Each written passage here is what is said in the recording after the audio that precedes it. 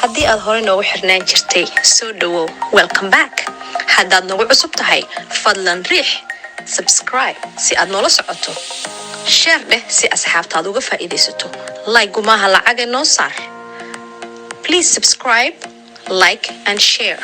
thanks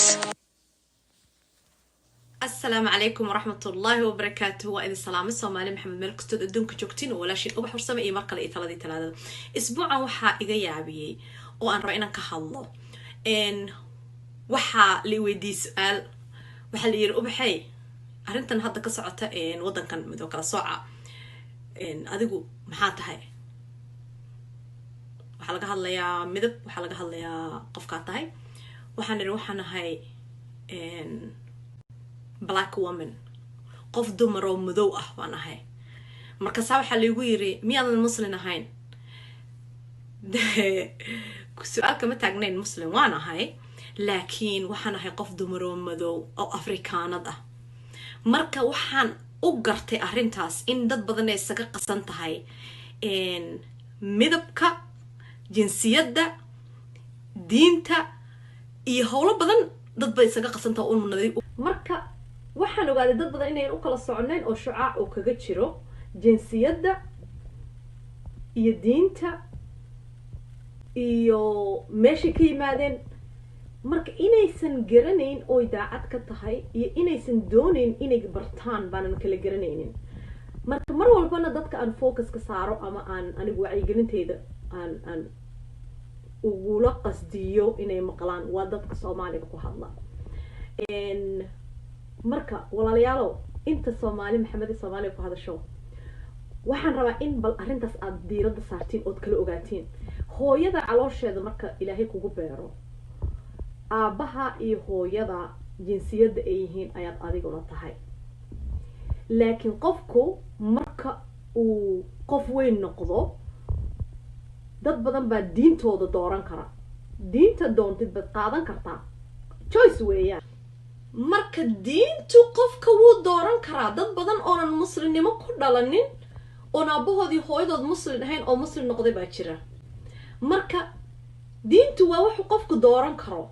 laakiin midabkaaga aniga inaan ahay qof dumar oo madow ah oo Soomaaliyad ah ma aha waxaan anigu doortay ee waa wax aan ku dhashay Ilaahay baa iga dhaliyay Soomaali Ilaahay baa iga dhigay madow Ilaahay baa Afrikaanada iga dhigay taas ma aha waxaan dooran karo oo dhigi karo ma rabo inaan noqdo laakiin qofku dhalasho wadan kale qaadan kara anigu hadda Mareykan baan dhalasho ka qaato waxaan oranayaa I am American citizen wadanka doontid inta tagtid bad dhalasho ka heli kartaa lagu siin karaa laakiin midabkaaga iyo jinsiyadaada ma aha waxa bedeli kartid marka Soomaaliye Afrikaan baan nahay walaalahay Soomaaliye Soomaaliyo dhan ma la hadlayaa waxaan nahay East Afrikaamin baan nahay maanan dooranin annaga ee waan u dhalanay Ilaahay baa naga dhaliyay Afrika Ilaahay baa nooga dhigay wadankeenu Afrika ku yaala East African ayaan ka nimid Soomaaliya waxay ku taala East Africa marka waxaan nahay dad muslimiin ah dad baa jira diinta islaamka aanan bahaysan oo Soomaali u dhashay oo anagu garanayno oo ka baxay laakiin diinti haday ka baxeen way ka bixi karaan diinta laakiin midabkooda hatta hadduu qofku isku dayo inuu is cadeeyo wali Afrikaan baa tahay Soomaali baa tahay marka jinsiyadda iyo diinta ha idin kala socnaadaan jinsiyadaada ma dooran kartid waa tahay Ilaaha ka dhigay diintu si qofku uu dooran karaa markaan dhaho naag qof dumar oo madow baan ahay muslimatid miya midda kale anagu ma nihin dad madowga amal yaan la dhihin Soomaaliye anagu madowgaas oo kale ma nihin madow waa madow cadaanku waxay u jeedaan madow inaad tahay ama Soomaaliya ka imow ama Suudaan ka imow ama African American ahay ama Arabaa ka ahay madow markaa tahay Soomaali tahay madowga agaa loo jeedaa